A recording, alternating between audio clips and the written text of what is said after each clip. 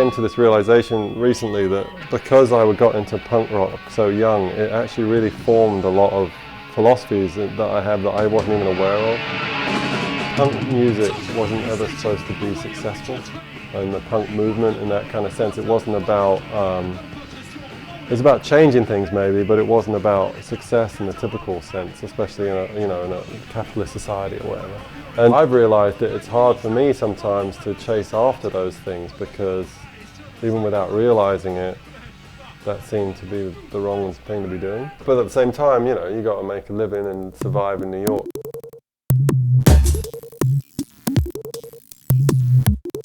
Everybody who does design work wants to do stuff that's stimulating, and then you can move on to the next stimulating project, and if you're lucky you get to do that. Working in an advertising agency, you can do okay, you can make a decent salary, so you're going to make more money, I think, always just a good job as opposed to being, an artist or a musician. But then again, it's that quality of life thing. Do you want to have insurance and 401k and a regular paycheck, but not really like what you do? Or do you want to, not have any of those things and do like what you do? And it's a struggle. It depends when you catch me. Right now, I've been a kind of a man of leisure, living off some savings and just trying to find really what I want to be doing. But one of the problems of going to art school is it makes you an art snob, because you now have all this art theory in your head. The idea is that it will help you hone your craft, because it will make you question what you're doing and why you're doing it. But the trouble is that kind of critical voice can be really crippling. And I have a lot of friends that I went to college with who stopped painting because they were like, well, what's it about? Or how's it going to add anything new to what's already there in the history of painting? And it's just really sad when, you get like that kind of attitude. And I used to do a lot of more abstract work, and I had a real problem because most of my peers who hadn't gone to art school, it just alienated them. There was this weird disconnect. Like, these are my friends and they just think it's weird, So that's when I started doing the faces. I think because people relate to that, whether it's a human being or a monkey or a monster or whatever it is. But recently I have been doing quite a lot of graphic design, but it's more for a personal project related to one of the 3 bands that I'm currently in. I sing in all of the bands, although singing most of the part is a bit of a stretch of the description of what I do, but it is a part of it. Look in the mirror, let you is all you see. Time for you to wake up, face reality. So I used to talk about Yuppie Side like my first love, because I met a lot of people who never got to experience that, and I tried it, and they were kind of shocked that I was in this band where I'd be, spitting up fake blood and, and toured Europe and all these things. And I'd be talking about it with such passion. I was like, wow. If I look back at the achievements of my life, Yuppie Side is one of the things I'm most proud of.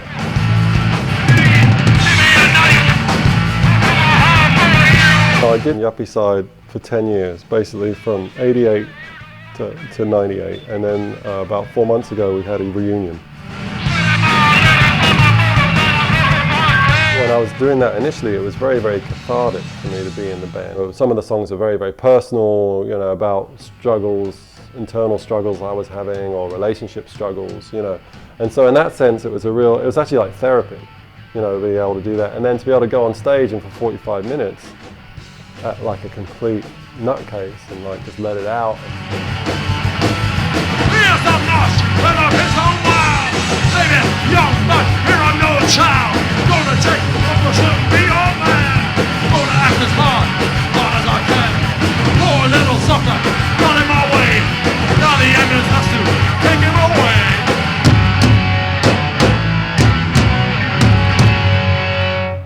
And the reason I started wearing makeup in Yuppie Side, because I didn't initially, was because the scene at the time was kind of splitting, and these a new kind of group of fans had started coming in. They were very aggressive, and they traveled in packs, and it was almost like a gang mentality, and they started beating up punk kids at shows, and it was weird because I was like, this is punk rock hardcore. You're not supposed to be beating up the punk kids. This is where they come to get away from everybody else. They didn't like anything that was odd. like a lot of punk kids want to make themselves a spectacle. That's why they have mohawks and, you know, like stuff like that. And these kids were more about blending in. I knew that me wearing makeup would make them really uncomfortable, basically, because they're also really, a lot of these same kids were really homophobic. That's the guy with spiky hair. I started wearing the makeup and those kids wouldn't come to our shows, so our fans wouldn't get beaten up by them.